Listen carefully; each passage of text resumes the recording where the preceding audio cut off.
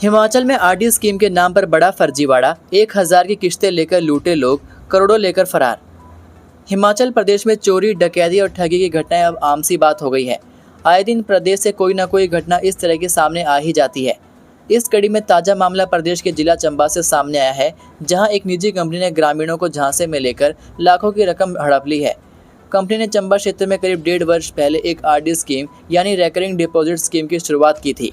जानकारी के अनुसार पीड़ितों को आरडी स्कीम देने वाले कंपनी के कर्मचारियों द्वारा बताया गया कि अगर वह 13 महीनों तक हर महीने 1000 जमा करेंगे तो उन्हें एलईडी टीवी, वॉशिंग मशीन और किचन कोम्बो पैक जैसे आकर्षक उपहार दिए जाएंगे।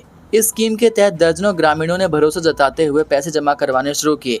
स्कीम के मुताबिक 13 महीने पूरे होने के बाद सभी को उपहार दिए जाने थे, लेकिन अब 16 महीने बीत चुके हैं और ना तो किसी को वादा किया गया सम्मान मिला और ना ही जमा की गई राशि। अब हालत ये है कि कंपनी के प्रतिनिधि नदारद हैं, फ़ोन कॉल्स उठाए नहीं जाते और स्थानीय स्तर पर किसी कार्यालय का कोई नामो निशान भी नहीं है। ठगी के शिकार हुए लोगों ने बताया कि शुरुआत में कंपनी ने खुद को एक भरोसेमंद नाम बताया और मोबाइल दुकानों या मेले जैसे आयोजनों में योजनाएं समझाकर लोगों को जोड़ लिया, लेकिन अब कंपनी से संपर्क करना नामुमकिन हो गया है। फ़ोन पर बात करने की कोशिश करने पर या तो कॉल काट दी जाती है या कोई जवाब नहीं मिलता। अब तक इस मामले को लेकर पुलिस में कोई औपचारिक शिकायत दर्ज नहीं करवाई गई है, लेकिन ग्रामीणों ने लोगों से सतर्क रहने की अपील की है। उन्होंने चंबा के निवासियों से आग्रह किया है कि वे किसी भी निजी कंपनी द्वारा लुभावने वादों या आरडी स्कीम जैसे झांसे में न आए, विशेषकर तब जब कंपनी का कोई स्थानीय आधार या वैधता नजर न आए। बाढ़ प्रभावितों का दुख बांटने मंडी पहुंचे सीएम सुक्खू। मुख्यमंत्री सुखविंदर सिंह सुक्खू ने बुधवार को जिला मंडी के धर्मपुर उपमंडल की लोंगणी पंचायत स्थित सियाठी गाँव का दौरा किया, जहां हाल ही में हुई बादल फटने की घटना से व्यापक तबाही मचाई है। मुख्यमंत्री ने आपदा में प्रभावित हुए परिवारों से मुलाकात कर उनकी स्थिति जानी और प्रदेश सरकार की ओर से हर संभव मदद का आश्वासन दिया। इस आपदा में गांव के कुल 61 लोग प्रभावित हुए हैं। भारी बारिश के कारण भूस्खलन और मलबे से 20 मकान पूरी तरह क्षतिग्रस्त हो गए हैं। इसके साथ ही कई गौशालाएं भी जमींदोज हो गई हैं और पशुधन का भी भारी नुकसान हुआ है। प्रशासन की तत्परता से सभी प्रभावितों को समय रहते सुरक्षित स्थानों पर पहुँचा दिया गया और राहत शिविरों में शरण दी गई है। फिलहाल प्रशासन की ओर से अब तक 1,70,000 रुपये की तत्कालिक आर्थिक सहायता के साथ साथ आवश्यक सामग्री भी प्रदान की जा चुकी है। ग्रामीणों ने मुख्यमंत्री के समक्ष आपबीती सुनाते हुए बताया कि आपदा ने उनकी जीवन भर की मेहनत मिट्टी में मिला दी है। किसी का घर ढह गया तो किसी की जमीन बह गई। कुछ लोग तो जान बचाने के लिए पहाड़ियों पर चढ़कर रात भर छिपे रहे। लोगों ने सरकार से स्थायी पुनर्वास की मांग की और कहा कि सिर्फ आर्थिक सहायता नहीं, रहने के लिए जमीन और नया जीवन शुरू करने के लिए मदद चाहिए। मुख्यमंत्री ने घोषणा की कि जिन लोगों के मकान पूरी तरह नष्ट हो गए हैं उन्हें विशेष राहत पैकेज के तहत सहायता दी जाएगी। वहीं जिनकी गौशालाएं नष्ट हुई हैं उन्हें भी सरकार की ओर से अतिरिक्त मुआवजा मिलेगा। उन्होंने कहा कि जिन लोगों की जमीन आपदा की भेंट चढ़ गई है उनके लिए वैकल्पिक भूमि की व्यवस्था की जाएगी। यदि सरकारी भूमि उपलब्ध हुई तो उन्हें प्राथमिकता पर दी जाएगी, अन्यथा वन भूमि को मंजूरी दिलवाने के लिए केंद्र सरकार से आग्रह किया जाएगा। टुल्लू पंप का स्विच ऑन करते लगा करंट, मौके पर महिला ने त्यागे प्राण, पसरा मातम। हिमाचल प्रदेश में आए दिन अकस्मात मौत से मरने वालों के मामले बढ़ते हुए रिपोर्ट किए जा रहे हैं। ऐसे में एक ताज़ा मामला प्रदेश के जिला ऊना से सामने आया है, जहां एक महिला की अपने ही घर में पानी भरते हुए बिजली का जोरदार झटका लगने से दुखद मौत हो गई। जानकारी के अनुसार महिला बीते दिन सुबह अपने घर में लगे टुल्लू पंप को चालू कर रही थी। पंप का स्विच ऑन करते ही उन्हें जोरदार करंट का झटका लगा, जिससे वह मौके पर ही बेहोश होकर गिर पड़ी। परिजनों ने जब महिला को बेहोशी की हालत में देखा तो वे तुरंत उसे पास के स्वास्थ्य केंद्र गगरेट में उपचार के लिए ले गए, मगर दुर्भाग्यवश वहां मौजूद डॉक्टर्स ने महिला को मृत घोषित कर दिया। मृतक महिला की पहचान संतोष कुमारी के रूप में हुई। संतोष की उम्र 45 साल थी और वह जिला ऊना के तहत आते गगरेट नगर पंचायत के वार्ड नंबर 3 की रहने वाली थी। परिजनों ने इस पूरी घटना की सूचना पुलिस को दी। 9 महीने की मासूम पर कुदरत मेहरबान, पूरे परिवार में सिर्फ वही बची, बाकी मलबे में दफन। हिमाचल प्रदेश के मंडी जिले में भारी बारिश और बादल फटने की घटनाओं के बीच बुधवार को मौसम ने थोड़ी राहत जरूर दी, लेकिन तबाही के निशान अब भी हर ओर दिख रहे हैं। जिले के गोहर उपमंडल की परवाड़ा पंचायत के तलवाड़ा गांव से एक बेहद मार्मिक और दर्दनाक घटना सामने आई, जिसने पूरे इलाके को गमगीन कर दिया है। यहां मंगलवार देर रात बादल फटने के बाद हुए भूस्खलन में एक ही परिवार के 4 सदस्य मलबे में दब गए। इस हादसे में एक महिला, उसकी बेटी, बहू और एक छोटी बच्ची शामिल थी।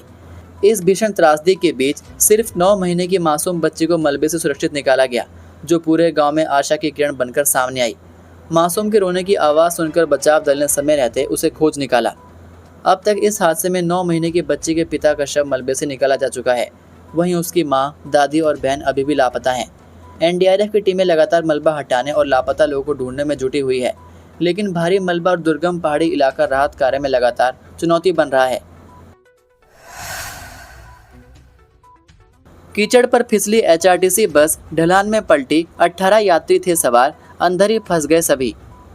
हिमाचल प्रदेश के मंडी जिले में एक दर्दनाक सड़क हादसा पेश आया। भारी बारिश में जहां लैंडस्लाइड और भूस्खलन का खतरा बना हुआ है, वहीं तेज बारिश में गाड़ियां और बसें हादसे का शिकार हो रही हैं। यहां बलद्वाड़ा में एक एचआरटीसी बस हादसे का शिकार हो गई। हादसे के वक्त बस में महिलाओं समेत 18 लोग सवार थे। बस के क्षतिग्रस्त होते ही मौके पर चीख पुकार मच गई। इस दर्दनाक हादसे में बस पूरी तरह क्षतिग्रस्त हो गई। जानकारी के अनुसार बलद्वाड़ा बाजार से कुछ दूरी पर स्थित नगरोटा में एचआरटीसी की एक बस पलट गई। हादसे के वक्त बस में 17 से 18 यात्री सवार थे। गनीमत रहे कि हादसे में कोई जान नुकसान नहीं हुआ, मगर बस में सवार सभी लोगों को चोटें आई हैं, जिन्हें उपचार के लिए बलद्वाड़ा अस्पताल पहुंचाया गया। बताया जा रहा है कि बस जाहू से वाया बलद्वाड़ा होकर सुंदरनगर जा रही थी। इसी दौरान नगरोट में बस ड्राइवर का सड़क पर कीचड़ होने के कारण संतुलन बिगड़ गया और बस फिसलकर नीचे ढलान में लुढ़क गई।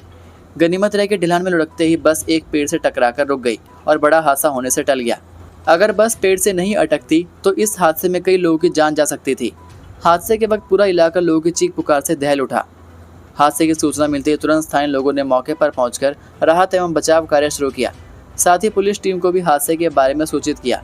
लोगों ने कड़ी मशक्कत कर घायलों को क्षतिग्रस्त बस से बाहर निकाला। इसी बीच पुलिस टीम भी पहुंच गई। पुलिस टीम ने एम्बुलेंस की मदद से घायलों को उपचार के लिए बलद्वाड़ा अस्पताल पहुंचाया। एनएचएआई का अधिकारी झूठ बोल रहा, कितनी देर अस्पताल में था। हिमाचल प्रदेश के ग्रामीण विकास एवं पंचायती राज मंत्री अनिरुद्ध सिंह ने उन पर लगे मारपीट के आरोपों को पूरी तरह से खारिज कर दिया है। उन्होंने स्पष्ट शब्दों में कहा है कि यह एफआईआर एक सोची समझी साजिश के तहत दर्ज करवाई गई है, ताकि national highway authority of India यानी एनएचएआई की लापरवाही से गिरे 5 मंजिला भवन के मामले को दबाया जा सके। अनिरुद्ध सिंह ने कहा कि वह जल्द ही केंद्रीय सड़क परिवहन मंत्री नितिन गडकरी से इस पूरे मामले पर मुलाकात करेंगे। उन्होंने एनएचएआई और संबंधित ठेकेदारों पर गलत ढंग से सड़क कटिंग करने और सुरक्षा नियमों की अनदेखी के आरोप लगाए। उन्होंने यह भी कहा कि अधिकारियों की इस लापरवाही के कारण लोग अपने घर, जमीन और परिवार को खो रहे हैं, जबकि एनएचएआई सिर्फ मुआवजा देने की बात करके मामले से पल्ला झाड़ रहा है। मंत्री ने सवाल उठाया कि क्या केवल मुआवजा देना ही समाधान है। उन्होंने कहा कि डीसी और एसडीएम कार्यालयों में हजारों शिकायतें पड़ी हैं, लेकिन एनएचएआई के अधिकारी इन शिकायतों को गंभीरता से नहीं ले रहे हैं। उन्होंने जोर देकर कहा कि अब समय आ गया है जब राष्ट्र स्तर पर सड़क निर्माण से जुड़ी नीतियों में आम जनता की सुरक्षा को प्राथमिकता दी जाए। अनिरुद्ध सिंह ने कहा कि एनएचएआई के अधिकारी लोगों की समस्याओं से पूरी तरह से कटे हुए हैं। वे केवल आपदा प्रबंधन की औपचारिक बैठकों में भाग लेते हैं, जबकि जमीनी हकीकत से उनका कोई सरोकार नहीं है।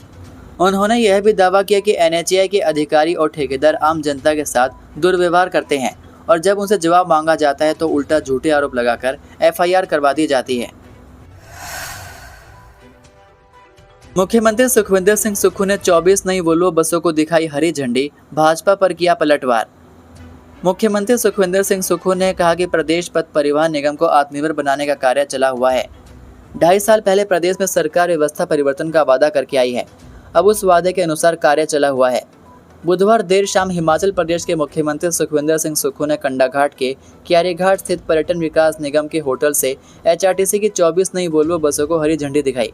इस दौरान उप मुख्यमंत्री मुकेश अग्निहोत्री, स्वास्थ्य मंत्री धनीराम शांडिल व हिमाचल विधानसभा उपाध्यक्ष विनय कुमार भी मौजूद रहे।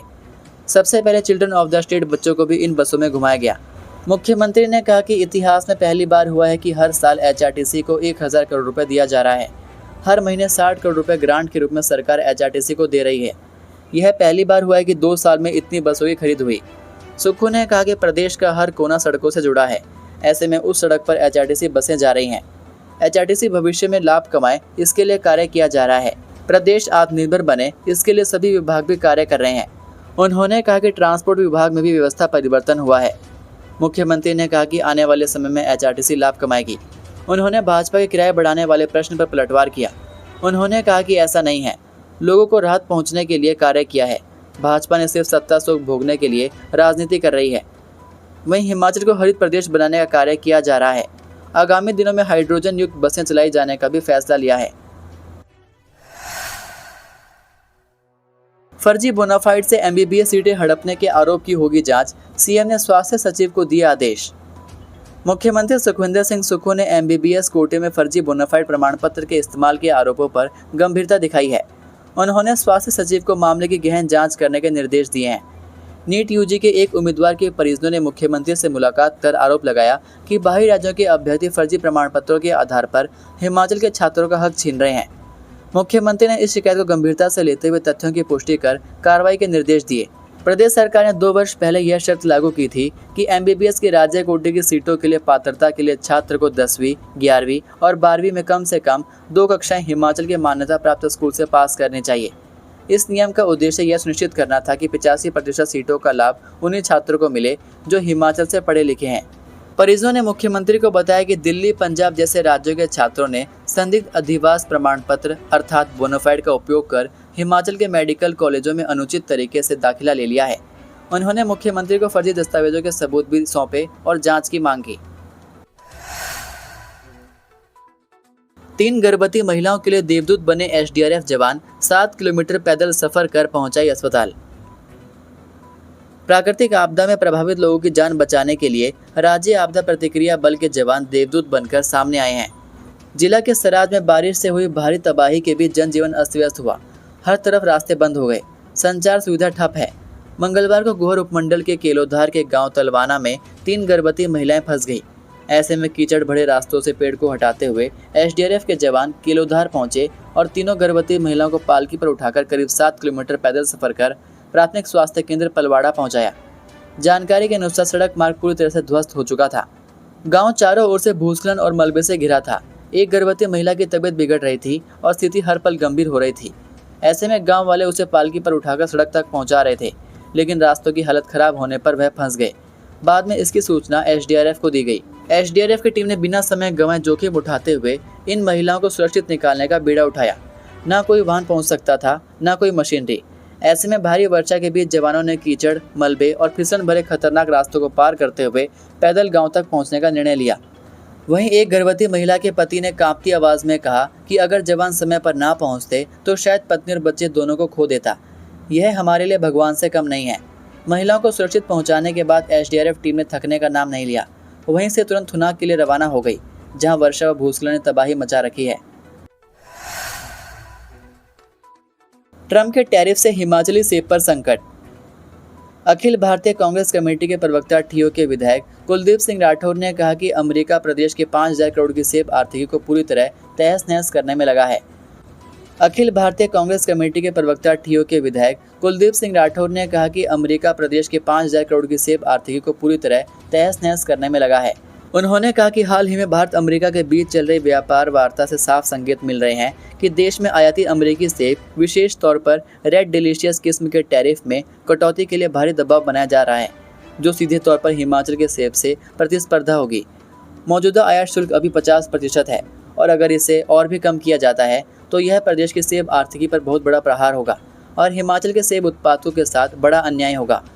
कुलदीप राठौर ने इस संदर्भ में देश के वाणिज्यिक एवं उद्योग मंत्री पीयूष गोयल को एक पत्र लिखकर प्रदेश के सेब उत्पादकों की चिंताओं से अवगत करवाते हुए कहा है कि हिमाचल में सेब उद्योग प्रदेश की अर्थव्यवस्था की आधारशिला है, जो सालाना लगभग 5,000 करोड़ का योगदान देता है। उन्होंने कहा कि 1.5 लाख से अधिक परिवार इस उद्योग से सीधे जुड़े हैं। राज्य में सालाना लगभग 6.5 लाख मीट्रिक टन सेब का उत्पादन होता है, जो भारत का लगभग 25% है। ये थे आज के मुख्य समाचार। हिमाचल प्रदेश की बड़ी खबरें रोजाना जानने के लिए सब्सक्राइब कीजिए DHP न्यूज़ चैनल को और बेल आइकन पर क्लिक करें, जिससे आपको प्रदेश की बड़ी खबरें हमारे द्वारा मिलती रहें। वीडियो को लाइक और शेयर ज़रूर कीजिए और आप हमारी वीडियो कौन से शहर से देख रहे हैं नीचे कमेंट करके ज़रूर बताइए। वीडियो में अंत तक बने रहने के लिए आपका बहुत बहुत धन्यवाद। जय हिंद, जय भारत, जय हिमाचल।